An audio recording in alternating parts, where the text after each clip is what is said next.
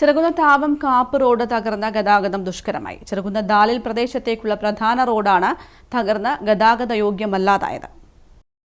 Thavam railway മേൽപ്പാലം അറ്റകുറ്റപ്പണിക്കായി അടച്ചപ്പോൾ വാഹനങ്ങൾ ചെറുകുന്ന് ഭാഗത്തേക്ക് കടന്നുപോയത് ഈ റോഡ് വഴിയായിരുന്നു. ഒരു മാസക്കാലം ഇതിലൂടെയായിരുന്നു വാഹനങ്ങൾ തലങ്ങും വിലങ്ങും കടന്നുപോയത്. നേരത്തെ ചെറിയ കുഴികൾ ഉണ്ടായിരുന്ന റോഡ് പിന്നീട് പൊട്ടിപ്പൊളിഞ്ഞ ഗതാഗത യോഗ്യമല്ലാതായി. ഇപ്പോൾ വാഹന കാൽനട യാത്രക്കാർ ഏറെ ദുരിതത്തിലാണ്.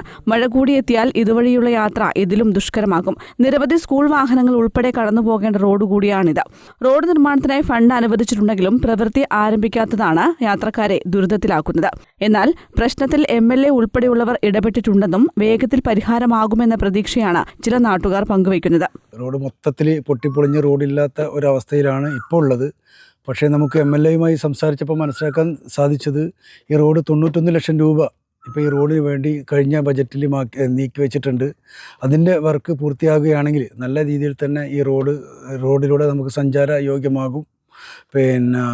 അതുപോലെ തന്നെ നമ്മുടെ ഈ അണക്കെട്ട് പാലം ഇപ്പം വളരെ ചെറിയ രീതിയിലുള്ളൊരു പാലമാണ്. അത് വലിയ രീതിയിൽ പാലം നിർമ്മിക്കുന്നതിന് വേണ്ടി അനുബന്ധ ദാൽ റോഡ് നിർമ്മിക്കുന്നതിന് വേണ്ടി 6 കോടി രൂപയുടെ ഒരു ബജറ്റ് MLA തയ്യാറാക്കിയിട്ടുണ്ട് എന്നാണ് മനസ്സിലാക്കാൻ സാധിച്ചത്.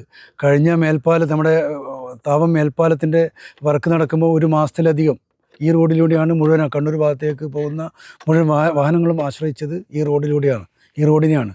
അപ്പോൾ ഈ റോഡ് ഈ അണക്കെട്ടിൻ്റെ പാലവും അതിനോടനുബന്ധിച്ചുള്ള ദാൽ റോഡും കൂടി നല്ല രീതിയിൽ പൂർത്തീകരിച്ച് വരികയാണെങ്കിൽ, MLA ആഗ്രഹിക്കുന്ന പോലെ പൂർത്തീകരിച്ച് വരികയാണെങ്കിൽ ഈ കണ്ണൂരിലേക്കുള്ള യാത്ര വളരെ സുഗമമായിരിക്കും.